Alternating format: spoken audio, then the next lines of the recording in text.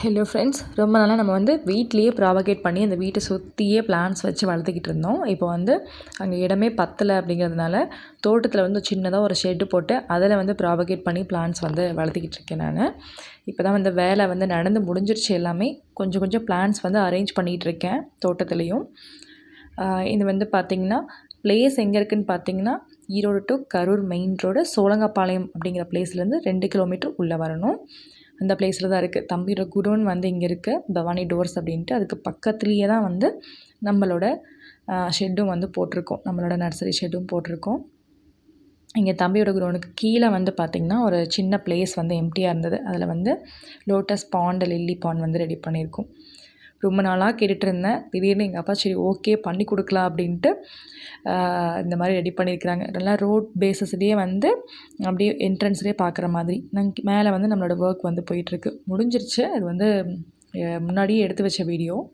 இந்த மாதிரி நெட்டு போட்டு கவர் பண்ணியாச்சு. இந்த பக்கம் ஆர்கானிக்காக கொஞ்சம் காய்கறியெல்லாம் போடலாம் அப்படின்ட்டு இங்கே தனியாக ஒரு பக்கம் வேலை நடந்துகிட்ருக்கு. கீழே நம்மளோட நர்சரி இருக்குது. இனிமேல் தான் ஃபுல்லாக பிளான்ட்ஸ் நிறையா எடுத்துகிட்டு வரணும்.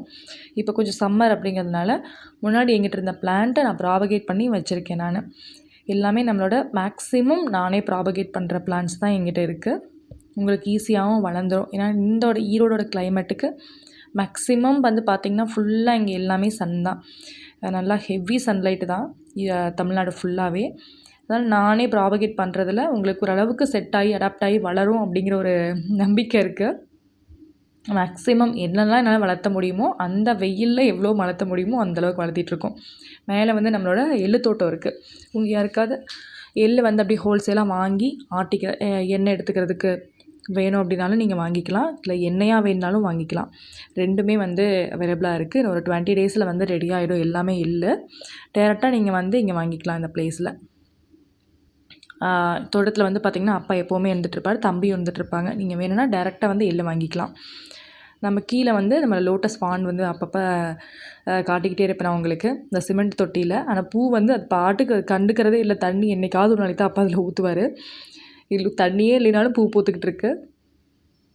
அப்பப்போ டிஏபி மட்டும் ஒரு 1/4 ஸ்பூன் வச்சா போதும், அது பாட்டுக்கு பூ வச்சுக்கிட்டே இருக்கும்.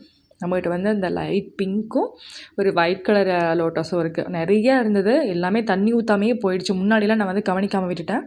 அப்பாவை கரெக்டாக பார்த்துக்குவாருன்னு நினச்சி விட்டு எல்லாம் போயிடுச்சு. இங்கே பார்த்திங்கன்னா நம்மளோட மல்லிகைப்பூ ஒரு 6 வெரைட்டி வச்சுருக்கேன். அடுக்கு மல்லி, ஒத்த மல்லி, ரோஸ் மல்லி, ஊசி மல்லி அப்படின்ட்டு நிறையா மல்லிகைப்பூலேயே ஜாஸ்மின்லேயே ஒரு 6 வெரைட்டி இருக்குது. இதான் அப்படி அளவுக்கு இப்போ தான் பூ இப்போ தான் வச்சு வளர்ந்துக்கிட்டு இருக்குது. இந்த வீடியோ உங்களுக்கு பிடிச்சிருந்தா லைக் பண்ணுங்கள்.